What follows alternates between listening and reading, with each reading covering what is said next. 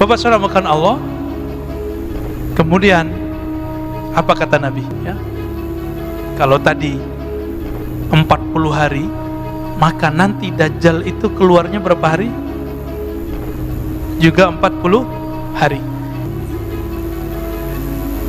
Hari pertama seperti setahun, hari kedua seperti sebulan, hari ketiga seperti hari-hari yang lain,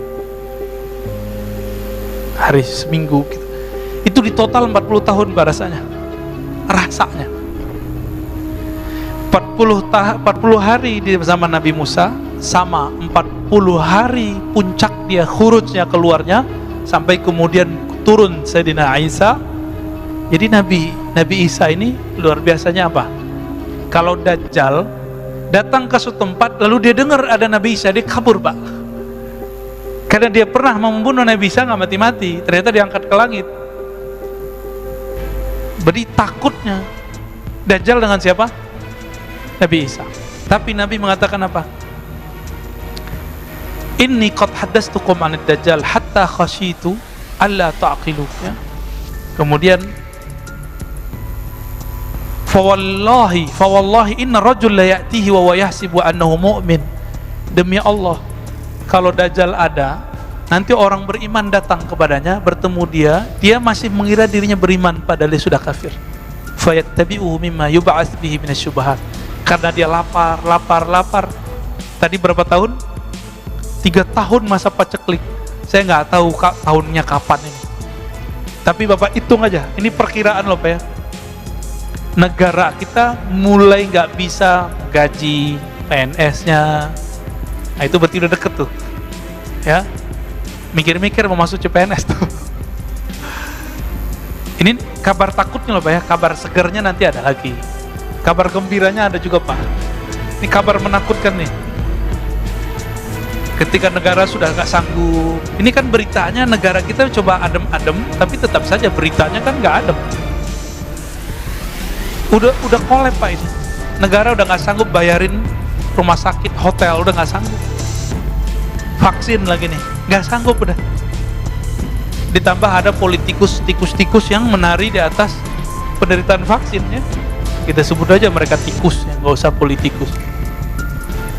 Ini agak berbahaya ini. Di mana nanti negara-negara di dunia sudah lost semuanya karena hutang. Nah, inilah kezaliman yang luar biasa yang disebut dalam hadis Jawrah. Kezaliman yang luar biasa. Nanti batas-batas teritorial negara itu cuma nama aja. Udah nggak ada lagi. Presiden, raja, gubernur nggak dianggap lagi. Itulah awal paceklik puncak di alam semesta. Seperti terjadi di masa Rasulullah 3 tahun, nanti 3 tahun. Setelah itu baru muncul 40 hari Dajjal keluar. Tapi nggak usah khawatir, kalau ada Dajjal berarti ada Al-Mahdi. Kalau ada Al-Mahdi berarti ada Nabi Isa. Al-Mahdi mau sholat, ada di satu masjid, mau sholat di daerah Syam, mau sholat tiba-tiba Nabi Isa turun dari Babul Lut, namanya dalam hadis ini disebutkan dari Babul Lut ya, dia ada di dalam riwayat. Indal manaratil bayda syarqiyyah Dimashq fayudrikuhu inda Babil Lut. Al-Mahdi di dalam masjid mau sholat, turun Nabi Isa. Nabi Isa ketika datang dipersilakan jadi imam. Mau nggak dia jadi imam? Enggak. Kenapa? Al-Mahdi lebih pantas jadi imam. Loh kok bisa? Nabi Isa ini kan makhluk ruh. Gelarnya apa? Ruhullah.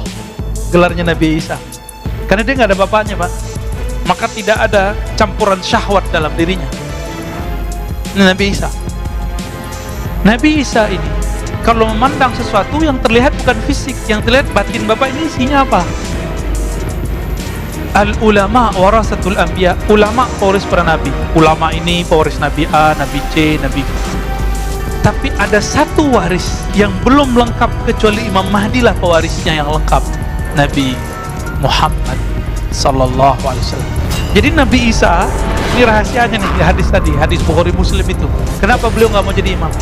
Ketika dia memandang sosok Al-Mahdi, yang terpandang oleh dia adalah nur Nabi Muhammad SAW dalam diri Al-Mahdi, lengkap. Walaupun sosoknya bukan Nabi Muhammad, tapi nur yang terpanjang dalam dirinya, nur, nggak berani dia jadi imam. Dan Nabi Muhammad sudah menurunkan derajat semua nabi yang turun setelah dia. La nabiyya ba'di, tidak ada lagi nabi setelahku. Jadi Nabi Isa ketika turun pangkatnya bukan nabi, walaupun beliau seorang nabi, dia jenderal bintang 4, tapi jabatannya udah nggak ada, kira-kira gitu. Paham ya? Nabi Khidir, jenderal bintang 4, tapi jabatannya udah nggak ada. Dia sebagai Wazirul Mahdi, Wuzaraul Mahdi, penasehat Imam Mahdi. Kenapa? Imam Mahdi itu pewaris lengkap sempurna, sangat sempurna Nabi Muhammad sallallahu alaihi wasallam. Kira-kira begitu. Jadi terlalu mulia kalau Dajjal dibunuh oleh pewaris Nabi Muhammad. Jadi siapa yang bunuh dia? Cukup Nabi Isa. Pedangnya nanti Imam Mahdi yang ngasih, Pak. Ini dikasih ke Nabi Isa. Kok Nabi Isa bisa bunuh? Selama ini nggak bisa terbunuh. Ada rahasianya. Rahasia itu belum boleh dibongkar.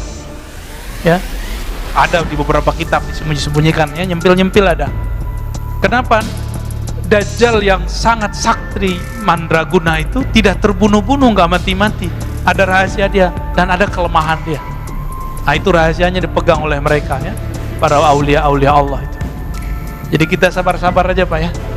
Jadi ke depan mohon maaf, ini bukan kabar gembira. Jangan berharap virus ini hilang. Jadi jangan berdoa, ya Allah angkat virus, itu nggak sopan. Allah menghendaki virus ini berkembang untuk menguji kita semua. Panik, musyrik, atau bagaimana?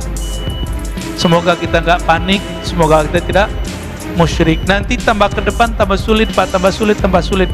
Yang nggak sanggup minta wafat aja sebelum itu, ya. Tapi yang mau berjuang, ayo minta panjangkan umur, ya Allah, jadikan kami berjuang dengan Al-Imam Al-Mahdi, pewaris engkau di akhir zaman. Amin.